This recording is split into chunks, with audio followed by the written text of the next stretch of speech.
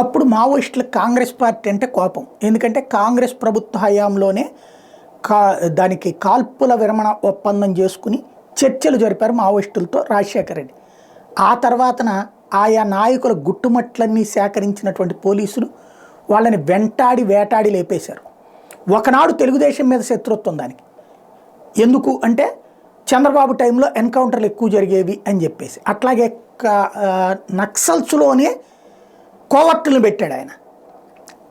ఏ జడల నాగరాజు లాంటి వాళ్ళు, లేకపోతే కనుక నయీం లాంటి వాళ్ళని నక్సల్స్కి వ్యతిరేకంగా ఇంకొక నక్సల్స్ గ్రూపుని తయారు చేయించాడు చంద్రబాబు అని కోపం. అందుకే చంద్రబాబుని అటాక్ చేసే ప్రయత్నం చేసింది. అంతకుముందు కాంగ్రెస్ మీద కోపం. ఎందుకు? నేదురుమల్లి జనార్దన్ రెడ్డి హయాంలో నక్సలైట్ల మీద నిషేధం విధించారని. ఆ తర్వాత చంద్రబాబు నాయుడు మీద కోపమేమో ఇలాంటి నయీం లాంటి వాళ్ళని తయారు చేశాడని. ఆ తర్వాత కాంగ్రెస్ మీద కోపమేమో ఈ వీళ్ళ మీద నిషేధాన్ని ఎత్తేస్తున్నట్టు చేసి జాగ్రత్తగా చర్చలకు పిలిపించి తమ జీవితాలని అంతం చేశాడని. ఆ తర్వాత ఆ కోపం బీఆర్ఎస్ మీదకి షిఫ్ట్ అయింది. బీఆర్ఎస్ అధికారంలోకి వచ్చిన తర్వాత బీఆర్ఎస్ని అధికారంలోకి తీసుకురావడానికి 2014 అప్పుడు విపరీతమైన పని చేసి పెట్టారు మావోయిస్టులు. తర్వాత బీఆర్ఎస్ అధికారంలోకి వచ్చాక మావోయిజాన్ని ఎంకరేజ్ చేయలేదు కాబట్టి వాళ్ళ మీద కోపం వచ్చింది. ఆ బీఆర్ఎస్ని ఇప్పుడు దించడంలో కాంగ్రెస్ పార్టీకి సహకరించారు మావోయిస్టులు. దాంతో ఇప్పుడు కాంగ్రెస్ పార్టీ వాళ్ళని ఎత్తిన పెట్టుకుంటుంది. ఇప్పుడు ఏకంగా నంది అవార్డులు తీసేసి గద్దర్ అవార్డులు ఇస్తారంట. నంది అంటే ఒక పవిత్రమైనటువంటిది, శివుడికి సంబంధించినటువంటి కాపలాదారు, నందీశ్వరుడు అని పూజ చేస్తారు. నందీశ్వరుడి ఆలయాలు కూడా ఉన్నాయి.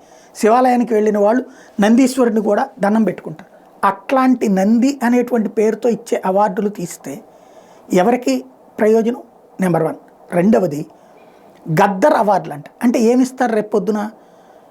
గద్దర్ అవార్డులని సినిమా వాళ్ళకి తలకో తుపాకీ ఫ్రీగా, లేకపోతే కనుక 2 నాటు బాంబులు, 3 డైనమెట్లు ఏమన్నా ఇస్తారా? గద్దర్ ఈ దేశానికి చేసిన సేవ ఏంటి? యువతరం ఏ బతుకులు తీసుకొచ్చాడు? చదువులు వద్దన్నాడు. అంటే రేపు పొద్దున గద్దర్ ఆశయాలంటే ప్రజలకు ఏమని చెప్తాం?